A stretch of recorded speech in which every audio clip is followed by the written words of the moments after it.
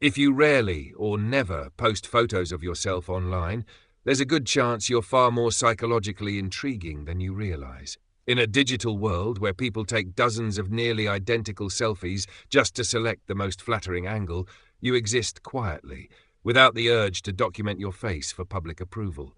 No daily mirror shots, no vacation photo dumps, no carefully staged moments designed for engagement. Your profile doesn't look empty. It looks intentional, almost as if you stepped into the internet briefly and then chose to remain unseen. We all know someone like this, and if no one comes to mind, it might be you. What most people misunderstand, however, is that this behavior isn't about insecurity or avoidance. It's a conscious decision to opt out of a system built on constant visibility, and these individuals tend to fall into three distinct psychological patterns.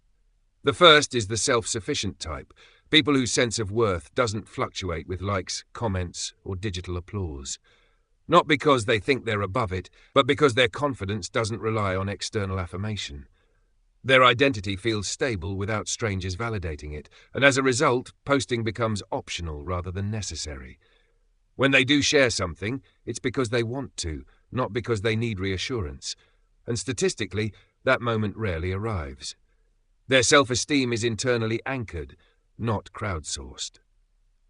The second group is what you might call the judgment dodgers. Let's be honest, posting a photo online is essentially an invitation for evaluation. For some, that's exciting. For others, it's mentally exhausting. These individuals have already weighed the outcome and decided it's not worth the emotional cost. A brief rush of validation doesn't outweigh the spiral of overthinking: who saw it, who didn't, why someone reacted a certain way, or why an unexpected person noticed. They're not fragile or dramatic. They're simply self-aware enough to avoid unnecessary stress. Then there's the authenticity architect, the person who refuses to turn life into a performance. Because the moment something is posted, the experience subtly shifts. You stop fully living it and start managing how it appears. It becomes about angles, lighting, and perception, rather than genuine feeling. These people prioritize memories over metrics. Their trips, celebrations, and quiet moments aren't curated. They're experienced. To them, meaning doesn't require an audience, and joy doesn't need to be witnessed to be real. None of these approaches are superior or inferior.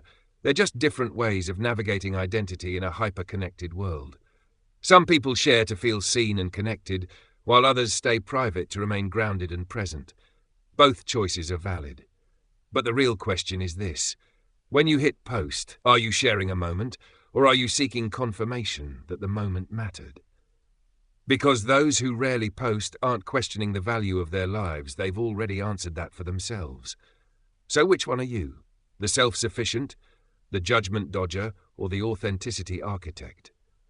Be honest and drop your answer in the comments. No criticism here. And if you enjoy psychology that quietly reshapes how you see your everyday habits, make sure to subscribe.